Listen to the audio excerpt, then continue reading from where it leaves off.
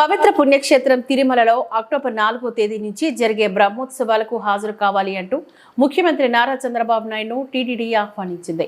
ఉండవల్లిలో చంద్రబాబు నివాసానికి వచ్చిన దేవస్థానం EO J Shyamala Rao, additional EO Venkaiah Chowdary ముఖ్యమంత్రికి బ్రహ్మోత్సవాల ఆహ్వాన పత్రికను అందించి బ్రహ్మోత్సవాలకు రావాల్సిందిగా కోరారు. ఈ సందర్భంగా అర్చకులు, వేద పండితులు ముఖ్యమంత్రి చంద్రబాబుకు ఆశీర్వచనాన్నిచ్చి తీర్థ ప్రసాదాలను అందించారు. ఆలయ అధికారులకు, పండితులకు ముఖ్యమంత్రి ధన్యవాదాలు తెలియజేశారు.